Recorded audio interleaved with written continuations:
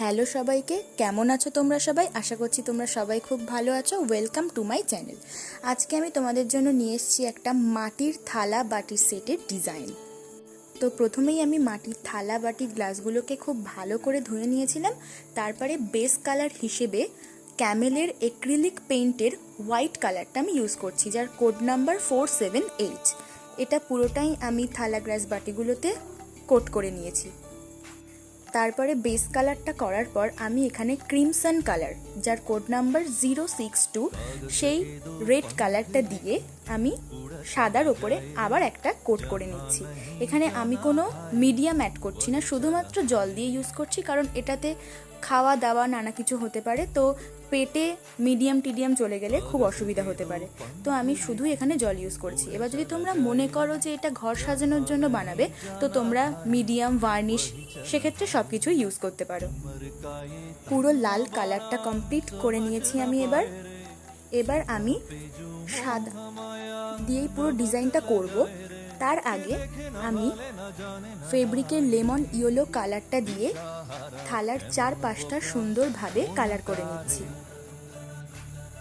থালাটা সুন্দরভাবে চারপাশটা পেন্ট করার পর একইভাবে আমি বাটিগুলো এবং গ্লাসগুলোতেও হলুদ দিয়ে চারপাশটা রং করে নিলাম, যাতে দেখতে একটু উজ্জ্বল হয়। শুধু লাল ছাড়াও একটু হলুদের টাচ থাকলো, তাই জন্যই করলাম। তারপর হলুদ দিয়ে পুরোটা কমপ্লিট করার পর একদম ধারে ধারে আমি লাল দিয়ে আবার একটা বর্ডার দিয়ে দিলাম, যাতে দেখতে একটু অ্যাট্রাকটিভ লাগে। তো এরপর আমি হোয়াইট কালারটা নিয়ে ডিজাইন স্টার্ট করতে শুরু করে দিয়েছি।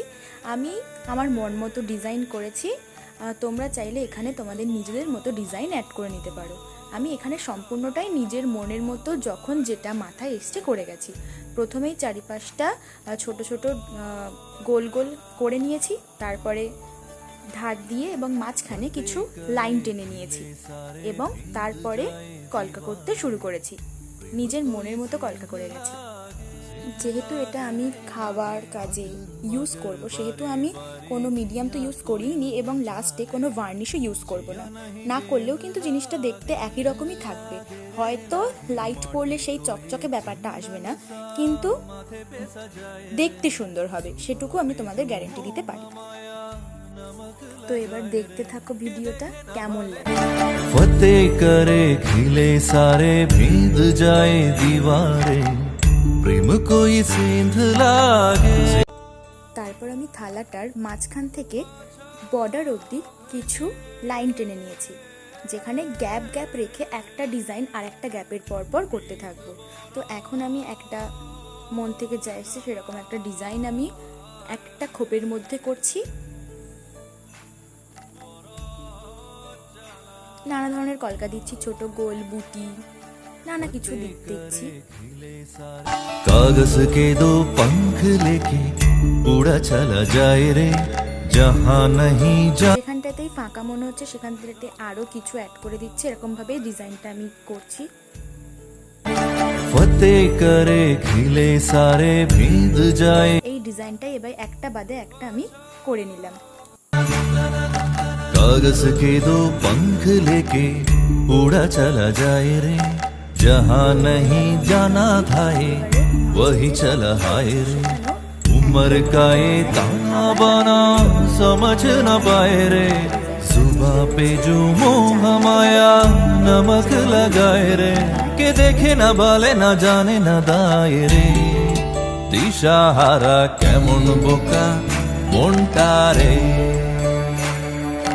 কেমন বকা মনটা রে কেমন বকা মনটা রে। প্রাণ পাখি মোর উইরা খাঁচা ভেঙে।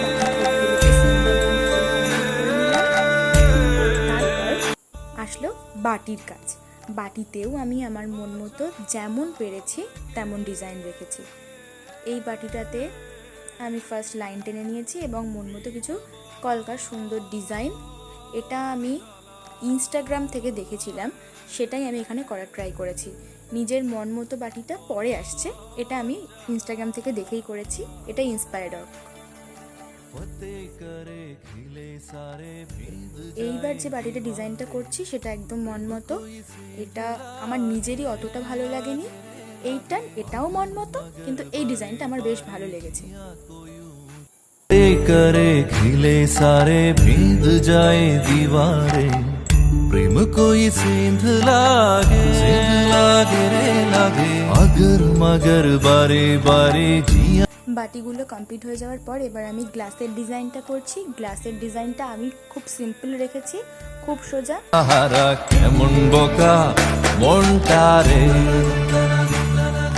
कागज के दो पंख लेके उड़ा चला जाए रे जहाँ नहीं जाना था ये वही चला। এবার গ্লাসটাও আমাদের কমপ্লিট হয়ে গেল। এইটা হলো পুরো ফাইনাল লুক। কেমন হয়েছে অবশ্যই কমেন্ট করে জানিও। আমার চ্যানেলটাকে লাইক, কমেন্ট, শেয়ার এবং সাবস্ক্রাইব করতে ভুলো না। Thanks for watching.